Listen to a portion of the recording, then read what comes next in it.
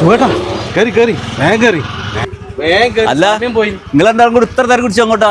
ആർക്കെ സുഖമല്ലാണ്ടായോ? അല്ല ചന്ദ്രേട്ടാ, നിങ്ങൾ ഇന്ന് നാട്ടിലൊന്നും അല്ലേ? നമ്മളെ ബീഞ്ഞം പദ്ധതിന്റെ ഉദ്ഘാടനം ഞങ്ങൾ കേന്ദ്രം ഉണ്ടാക്കിയ പദ്ധതിയാ. നമ്മളെ പ്രധാനമന്ത്രി ഉദ്ഘാടനം ചെയ്യുന്നത്. എന്ത് ഇങ്ങളെ കേന്ദ്രം ഉണ്ടാക്കിയ പദ്ധതിയോ? നല്ല തമാശ. ആരാ പറഞ്ഞത്? വാട്സപ്പിലൊക്കെ ഉണ്ടല്ലോ.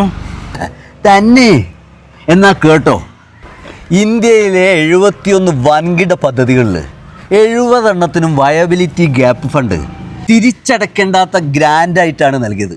ഇഴിഞ്ഞത്തിന് മാത്രം അത് തിരിച്ചടക്കേണ്ട വായ്പയായിട്ടാണ് നൽകിയത്, അതും വട്ടിപ്പലിശയ്ക്ക്. മനസ്സിലായോ?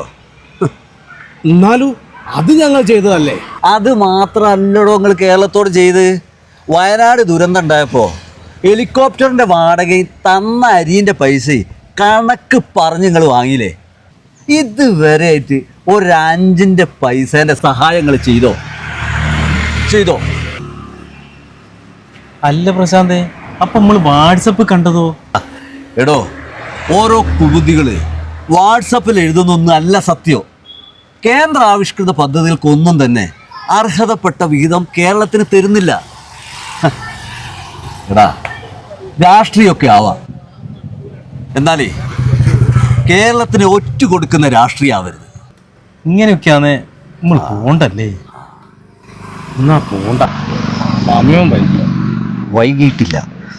കേരളത്തോടുള്ള ഈ കേന്ദ്ര അവഗണനയ്ക്കെതിരെ ദേശീയ പണിമുടക്കിൽ മുഴുവൻ തൊഴിലാളികളും അണിനിരക്കുക.